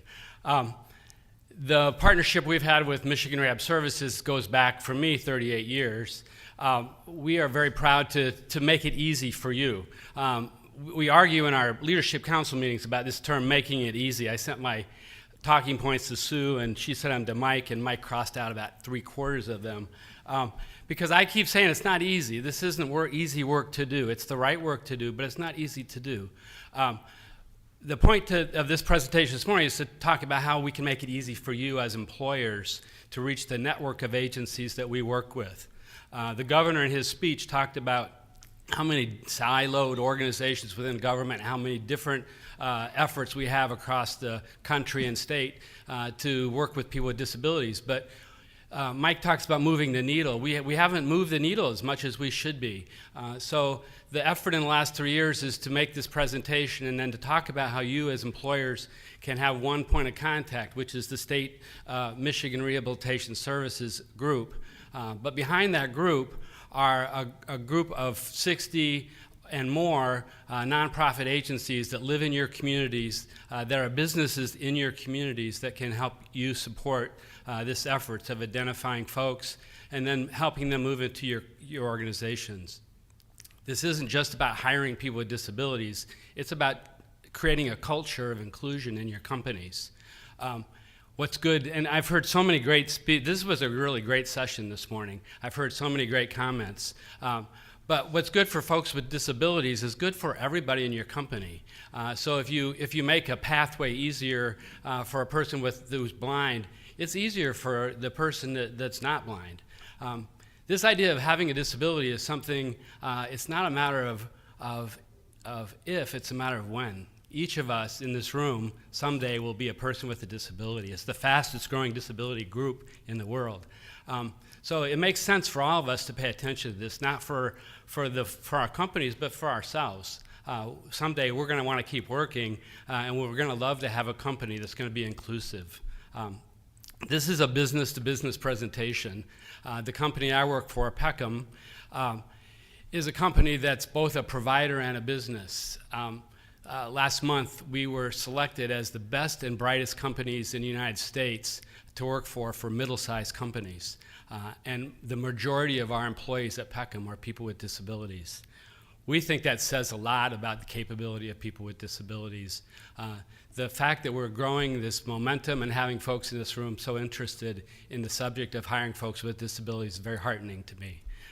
So we stand ready to seamlessly help you to navigate this very difficult landscape of helping people with disabilities move into your company. So it's great to be here. It's great to see such a great representation of businesses in our companies. It's my privilege to kick this and finalize our day with Rick Key. We've worked with Meyer at Peckham for years and years and years. We have a farm and we grow crops, and they let us pilot those crops in their stores. We've worked with them in their fresh produce, and they came to us and said, we want to hire some folks with disabilities in our produce area. And we couldn't have been more excited. And when I toured that center, it's like kind of going home for me to see people with disabilities thriving in their environment, and to see Meyer kind of embrace this idea of creating a culture for folks with disabilities to work in. And I think, what Rick says and what I say is it's really great for the workers with disabilities, but it's really great for everybody. It can be kind of gritty work working in a warehouse. But when you care about each other and you begin to see employers caring about the people they work with, it changes the attitude of that gritty old guy that used to just snarl at people. So we're excited to be partnering with Meyer, and it's my privilege to end the day by turning this back over to Rick Key. So thank you very much for coming this morning.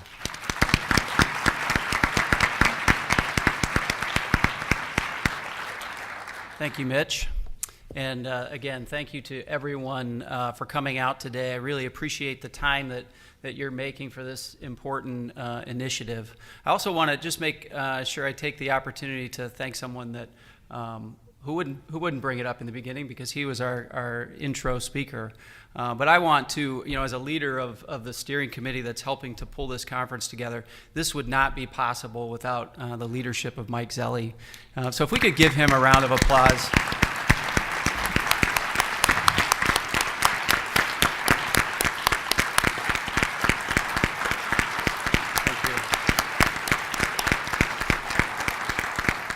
I'm going to get in trouble for that. But this meeting really started, Mike and I connected almost 4 years ago at a Civil Rights Commission hearing and some discussions about the work that we were doing with Meyer. And Mike had a vision for what this could be. And when you sit here and you see this meeting and all the businesses that have come together, it really is, we use this word inspirational, but it's inspirational for me as a leader to see how everybody is coming together. You know, in the program, for me at the end, I'm responsible for the call to action. And I take a lot of responsibility with that because I think it's very important. Why did we just spend the last 2 hours of this morning? Why did the lieutenant governor, and the governor would have been here if he could have been here, and the great speakers like Rich and Garrett showing up? It's to make a difference and to do something. And I have to go back to my own experience, and I talked about this last year in my keynote speech, in that this is difficult. And for me, this journey started 5 years ago. And our first keynote speaker was Randy Lewis, Senior Vice President for Walgreens. And Randy had been giving presentations all across the country. And for those of you that don't know Randy's story, hopefully you're soon going to know it. We're going to give you some information on that. But I was sitting in a room just like this. I had heard a message just like this. I sat in that chair and I was inspired.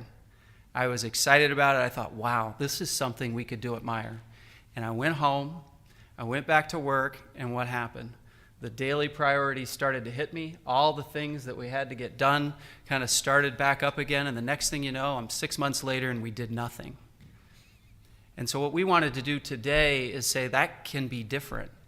You know, it took me another presentation. It just so happened about 6 to 8 months later, I'm in another conference, and there's Randy. I cannot get away from the guy.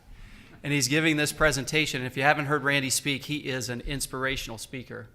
And I said in that presentation, I am not going to go back and not take this to my company. I went back that very next day, sat down with our CEO and said, this is something that I want to do. I want to sponsor it. And it takes that kind of leadership. And that's what we're talking about here today. We really do not want you to leave. Do not be me in that first scenario. Do not leave today if you're a business and not take this back and do something about it. It can make a huge difference for your company. And hopefully you've heard the message that this is not about charity. This is about equal work for equal pay. It can be good for your business, but it can also be good for your company and for your culture. So I could sit here and I could talk about all the stats and turnover and what we see, but I can tell you what gets me the most excited is when I walk into my facilities and I see the teamwork and I see the difference that it makes when you start having an inclusive environment, and how not just people with disabilities, but your other long-term, tenured people, how they feel about it, how they feel about the company that they work for. It can be transformational in your organization. So I want to ask you today, I want to plead with you, because again, I have the call to action. If you are a business, we wanted to make it easy for you today. One of the things that the governor has done, and the lieutenant governor, has worked to really align these agencies so that you can have that one point of contact. When I started this, we didn't have that. I went back, I didn't know about Peckham. I didn't know that there were other businesses in the state. I didn't know about what MRS had to offer, but we started it anyways. Those barriers have been changed for you. We can make it easy and seamless. We can get you one point of contact, one representative that will sit down with you and at least just hear what the possibilities could be. And so what we wanted to do today, if you're a business here and you've heard this message and it's something that's inspiring to you, please, we want you to make sure that you do not leave today without at least leaving a card or filling out your survey with your name, company, and your phone number. And we will make contact with a person that's designated that can be that one single point of contact. And one of the things that we wanted to do to end the session today is we wanted to give you a gift. And so I talked about Randy Lewis earlier, and he was really an inspiration for me. And Randy wrote a book. Randy has retired. He has a son with autism, Austin. Austin works for Meijer in our new Wisconsin DC, doing a great job. But he wrote a book. He's been on Good Morning America, Today Show. He's made the rounds. It is an exceptional book, and it speaks to everything that we've been talking about today. And so what we're going to do is, to close, we're going to bring these up. So before you leave, for the businesses that are here, we're going to bring these books up to you. You're going to get a complimentary copy of that. If at the time you get that, if you could just hand your business card or your name and number, that would be great, because we really want to take this from this meeting and take it out into the business community. You have support. We want to give you that support to help you to be successful. So with that, thank you for coming. We really appreciate your time and attention. Have a great day.